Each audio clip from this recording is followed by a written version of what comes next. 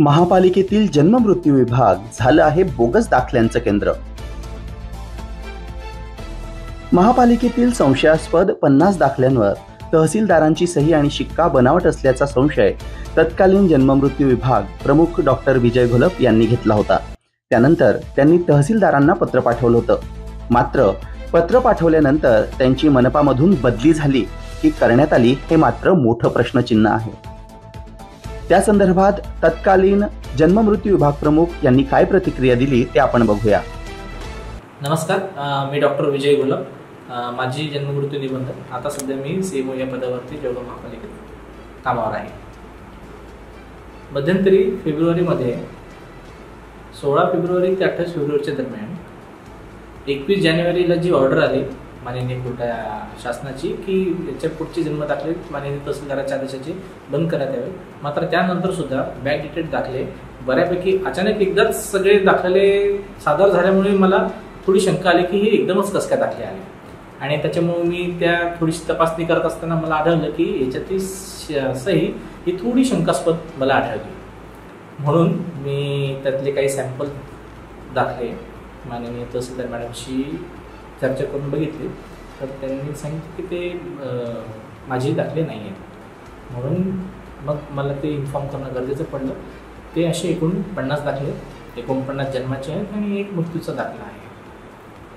त्याच्यामुळं मी आता सध्या डॉक्टर मनीषा उगले मॅडम या इन्चार्ज आहेत, त्यांच्या कानावर ही गोष्ट घातली, उपायुक्त मॅडमच्या आणि आयुक्त सरांची कानावर घातली। असा साहेब त्याचे एंट्री गेलेल्या नाहीत अजून, मात्र हे सध्या असं प्रकरण आहे।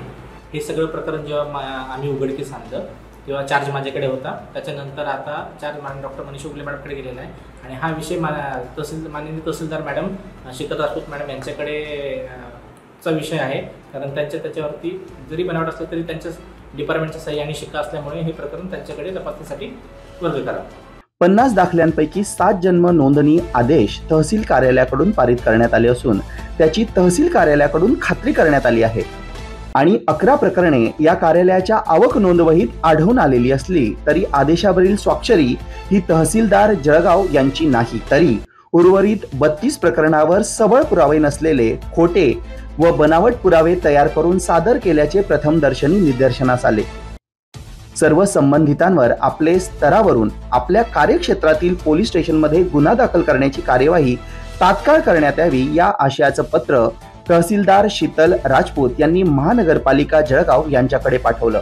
मात्र या प्रकरणात नेमका गुन्हा हा दाखल कोणी करावा हा प्रश्न उपस्थित होतो आणि या संदर्भात ज्येष्ठ विधी तज्ञ ॲडव्होकेट केतन ढाके यांनी याविषयी कायद्याच्या बाजूने काय मत मांडले आहे ते आपण बघूया। नमस्कार, मी ॲडव्होकेट केतन ढाके। मागील 27 वर्षांपासून मी जळगाव येथे फौजदारी आणि दिवाणी स्वरूपाच्या कामं बघत राहतो। डिस्ट्रिक्ट कोर्टामध्ये मी 2022-23ला जळगाव जिल्हा वकील संघाचा अध्यक्ष सुद्धा होतो आणि 2015 ते 2022 पर्यंत जिल्हा सरकारी वकील होतो।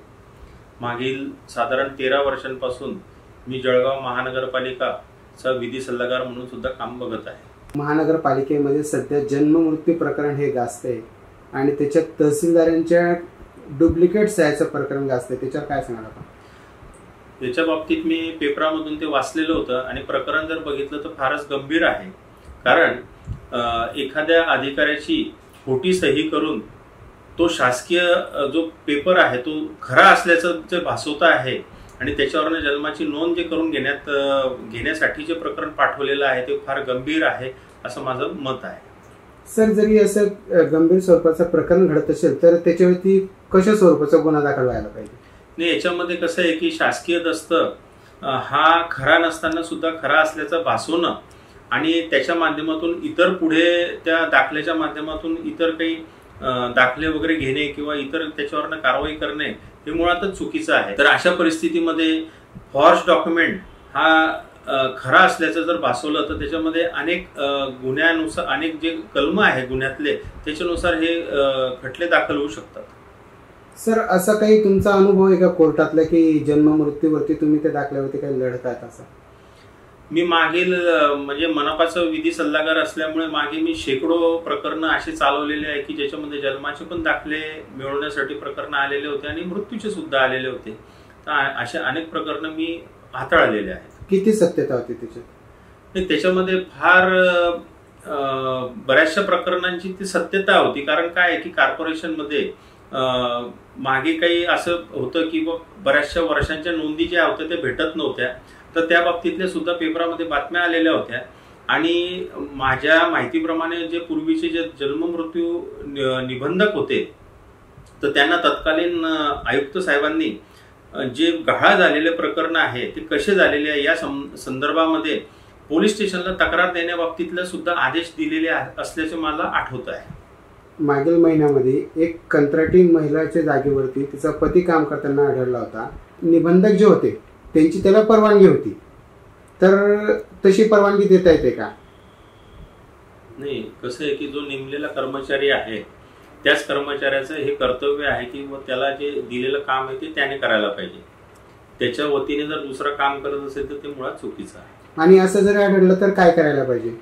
असं जर आढळलं तर त्यांनी जे केलेलं काम आहे त्याची चौकशी करायला पाहिजे किंवा संबंधित व्यक्तीच्या जागेवर जर दुसरा कोणी बसलेला होता तर त्याच्या हातून कोणकोणते कामं झालेले आहेत किंवा त्याने कुठले कुठले दाखले दिलेले आहेत किंवा कुठलं कामकाज केलेलं आहे त्याची चौकशी संबंधित अधिकाऱ्यांनी करायला पाहिजे. त्याच प्रकरणाला जरी मुख्य निबंधक यांची जरी परवानगी असेल तर हा गुन्हा आहे की नाही? नाही, असं कसं आहे की आता मुख्य निबंधक यांनी ती परवानगी दिलेली होती का नाही हे आपल्याला या ठिकाणी आता सांगता येणार नाही. कारण कसं आहे की कोणता पण अधिकारी हा लेखी परवानगीच देत राहतो, तोंडी सूचनेवर कुठलंच काही काम चालत नाही. आता समजा त्या नियुक्त कर्मचाऱ्याच्या जागेवर जर इतर जर कोणी जर काम करत असेल तर त्या दोघांचं काय संगनमत होतं किंवा काय हा तपासाचा भाग आहे. सर, जन्म दाखल्यांवरती नाव, आडनाव किंवा स्वतःचं नाव याच्यात काही बदल करता येतो का? जन्म दाखल्यामध्ये जर स्पेलिंग मध्ये जर काही बदल असेल किंवा चुकलेलं काही असेल तर फक्त स्पेलिंग पुरता बदल होतो. बाकी नाव, वडिलांचं नाव, आईचं नाव किंवा सरनेम याच्यामध्ये कुठलाच बदल करता येत नाही. सर, असं आता सध्या तरी हे प्रकरण जे महापालिकेत जे गाजतंय तहसील आणि महापालिकेमध्ये, तर हे कुठेतरी बांगलादेशांशी जोडण्याचा हा प्रकार होतोय. आणि असं जरी झालं तर त्याच्यावरती कोणत्या स्वरूपाचा गुन्हा दाखल होईल?